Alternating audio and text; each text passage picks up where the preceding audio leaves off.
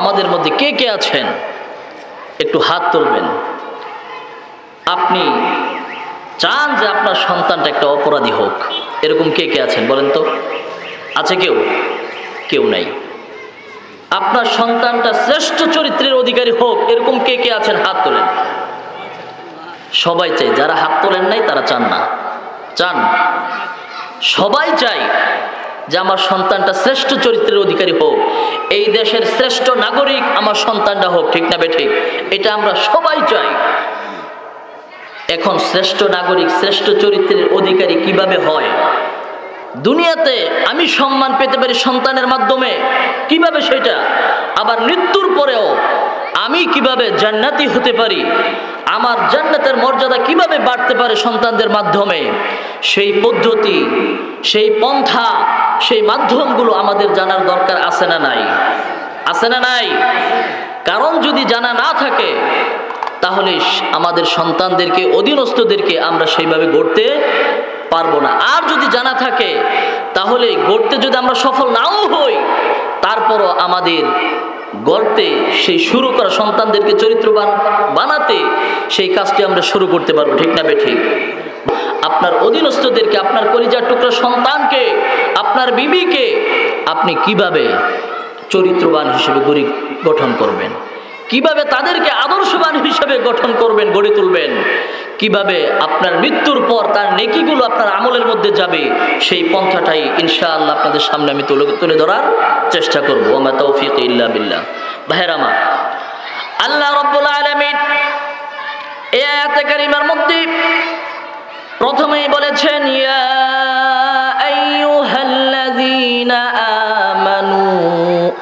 আল্লাহ রাব্বুল আলামিন ইয়া আইয়ুহান নাস বলেন নাই, ইয়া আইয়ুহাল কাফিরুন বলেন নাই, ইয়া আইয়ুহাল মুনাফিকুন মুশরিকুন কিছুই বলেন নাই। আল্লাহ তাআলা এখানে আমানু বলে সম্বোধন করেছেন। মনে রাখবেন, একজন পিতার যদি 5টি সন্তান থাকে, যে সন্তানকে পিতা সবচেয়ে বেশি ভালোবাসে ওই সন্তানের নাম ধরে ডাকে না, ওই সন্তানকে বাবা বলে ডাকে, ঠিক না বেঠিক? আল্লাহ রাব্বুল আলামিন মুমিনদেরকে বেশি ভালোবাসে, সেজন্য আল্লাহ তাআলা এখানে মুমিনদেরকে আমানু বলে সম্বোধন করেছেন। হযরত আব্দুল্লাহ ইবনে মাসউদ রাদিয়াল্লাহু তাআলা আনহু বলেন, ও নবীর উম্মতেরা, আল্লাহ রাব্বুল আলামিন কোরআনে কারীমের মধ্যে যত জায়গায় আমানু বলে সম্বোধন করেছেন, যখনই তোমাদের সামনে তোমাদেরকে আমানু বলে সম্বোধন করবেন, তাৎক্ষণিক তোমরা মনোযোগ লাগাও, সেখানে গভীর মনোযোগ দাও। কারণ আল্লাহ রাব্বুল আলামিন কোরআনের যত জায়গায় আমানু বলে সম্বোধন করেছেন, তত জায়গায় আল্লাহ তাআলা মুমিনদের এমন কিছু দিক নির্দেশনা সেখানে ব্যক্ত করেছেন যে আদেশ নিষেধের মাধ্যমে মুমিন উপকৃত হবে অথবা ক্ষতি থেকে বেঁচে যাবে। সুবহানাল্লাহ। আল্লাহ তাআলা এখানে আমানু বলে সম্বোধন করেছেন, কাজেই এর পরে কোনো দিক নির্দেশনা অবশ্যই আছে, আমাদের মনোযোগ দেওয়া লাগবে। চলুন দেখি কি দিক নির্দেশনা আল্লাহ রাব্বুল আলামিন দিয়েছেন। প্রথমে আল্লাহ তাআলা বলেছেন, ও আনফুসাকুম। আল্লাহ তাআলা মুমিনদেরকে ডেকে বলছেন, ও আমার মুমিন গোলামেরা রে, তুমি তোমার নিজেকে জাহান্নামের আগুন থেকে বাঁচাও, আগুন থেকে বাঁচাও। আল্লাহ রাব্বুল আলামিন প্রথমেই বলেছেন, তুমি তোমার নিজেকে জাহান্নামের আগুন থেকে বাঁচাও। আগুনটা কেমন হবে সেই কথা আল্লাহ তাআলা বলে দিয়েছেন, ওয়াকুদুহান নাসু ওয়াল হিজারা। এমন আগুন থেকে আল্লাহ রাব্বুল আলামিন আমাদেরকে বাঁচতে বলেছেন, যে আগুনের জ্বালানিটা হবে মানুষ এবং পাথর। সে আগুনটা জ্বলবে কি দিয়ে? মানুষ এবং পাথর। মানুষদেরকে জ্বালানো হবে সে আগুনের মাধ্যমে, পাথরকে কিন্তু জ্বালানো হবে না।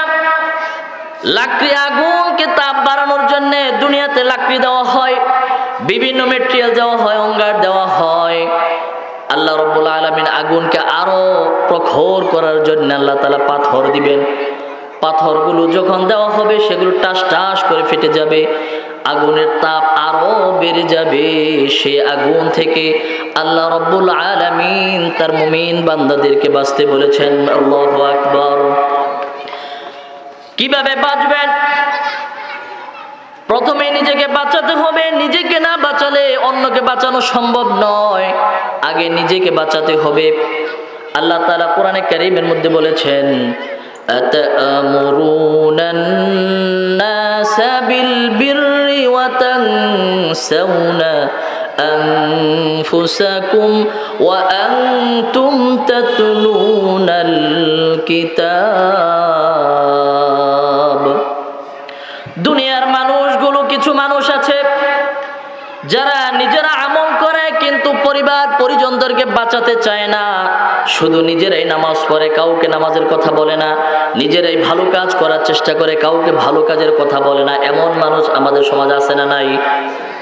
আবার কিছু মানুষ আছে নিজেরাও ভালো কাজ করে না, নিজেরাও আমল করে না, আর পরিবারকে, অধীনস্থদেরকে ভালো কাজের আদেশ দেওয়া তো দূরের কথা, ঠিক না বেঠিক? এমন মানুষ আমাদের সমাজে আছে না নাই? এই জন্য আল্লাহ রাব্বুল আলামিন বলেছেন, আগে নিজেকে বাঁচাও। নিজেকে আগে বাঁচাতে হবে, তারপরে তুমি মানুষকে বাঁচাবে।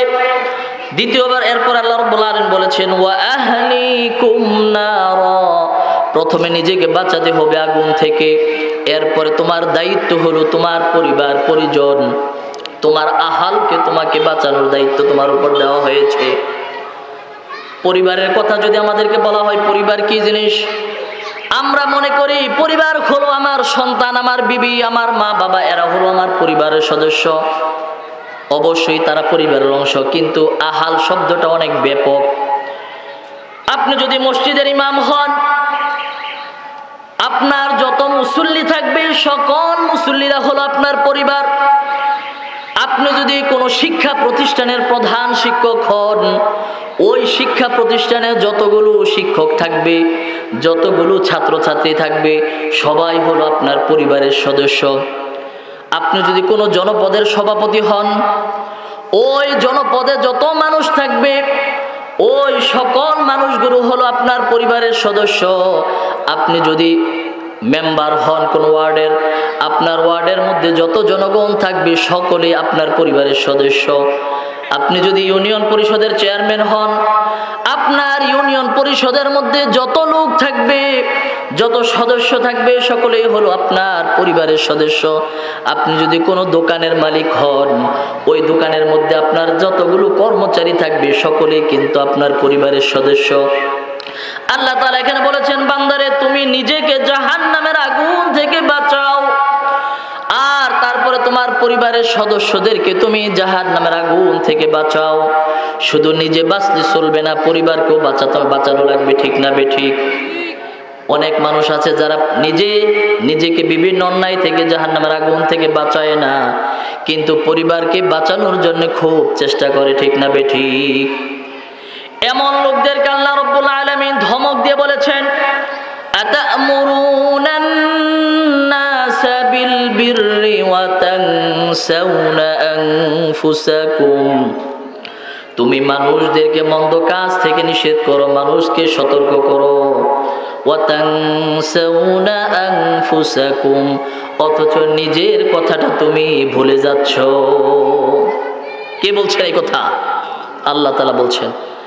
অন্য আয়াতে আল্লাহ রাব্বুল আলামিন বলেন, ইয়া আইয়ুহাল্লাযীনা আমানু লিমা তাকুলুনা মা লা তাফআলুন। লিমা, কেন? লিমা শব্দের অর্থ কেন। আল্লাহ তাআলা মুমিনদেরকে বলছে, কেন তোমরা এমন কথা বলো যেটা তোমরা নিজেরা করো না? আগে নিজেদেরকে করতে হবে, তারপর মানুষদেরকে বলা লাগবে, নিজেই করে না, আবার সন্তানদেরকে বলে। অনেক বাবা আছে, অনেক মা আছে, নিজেরা বিভিন্ন অপরাধের সাথে জড়িত, নিজেরা বিভিন্ন অপকর্ম করে, কিন্তু সন্তান যখন সেই অপরাধটি করতে যায় তখন মা বাবা কিন্তু সহ্য করে না, সন্তানকে নিষেধ করে, ঠিক না বেঠিক? এমন নিষেধ যদি তারা সারা জীবনও করে, কিন্তু কোনো উপকার হবে না। কারণ অনেক বাবা, সে দেখবেন মোবাইলের মাধ্যমে বর্তমানে খুব, যেটা আমাদের সাথে খুব রিলেটেড, সে মোবাইলের মাধ্যমে বিভিন্ন ধরনের অন্যায় কাজগুলো করে যাচ্ছে। এই দৃশ্যগুলো দেখছে তার সন্তান যখন একই কাজ করে তখন সন্তানকে ধমক দেয়।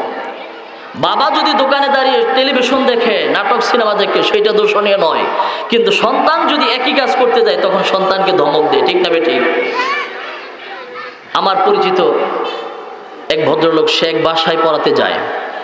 এখন বাবা মা জানে সকালবেলা কোরআন তেলাওয়াত করা সবচেয়ে উত্তম, দিন শুরু করতে হবে আল্লাহর কালাম তেলাওয়াত দিয়ে। এখন সন্তানকে, হুজুরকে বলেছে, হুজুর আপনি ফজরের পরে আসবেন। কেন? সন্তান সকালবেলা কোরআন তেলাওয়াত দিয়ে তার দিনটা শুরু করবে।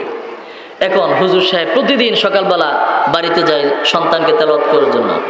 সন্তানকে যখন ঘুম থেকে উঠিয়ে দেওয়া হয় তখন সন্তান এসেই হুজুরের সামনে সালাম দেওয়া ব্যতীত প্রথমেই বলে, আমারে খালি উঠায় দেয় আর নিজেরা ঘুমায় থাকে। আমাকে শুধু উঠিয়ে দেয় আর নিজেরা ঘুমায় থাকে। এই কথা কাকে বলেছে? বাবা মাকে। তোমার সন্তানের জীবন কোরআন তেলাওয়াত দিয়ে তোমার সন্তানের দিনটা শুরু হওয়া, এটা তুমি কামনা করো, কিন্তু তোমার জীবনটা শুরু করো তুমি কামনা করছো না। এমন সংখ্যা, এমন লোক আমাদের সমাজে আছে না নাই? নিজেরা খারাপ কাজ করে কিন্তু সন্তান খারাপ হোক এটা সে চায় না, এটা ভালো, কিন্তু নিজেদেরকে আগে এই অন্যায় থেকে বাঁচতে হবে, তারপরে সন্তানদেরকে, অধীনস্থদেরকে এই আদেশগুলো দিতে হবে, তাহলে সেটা কাজ হবে।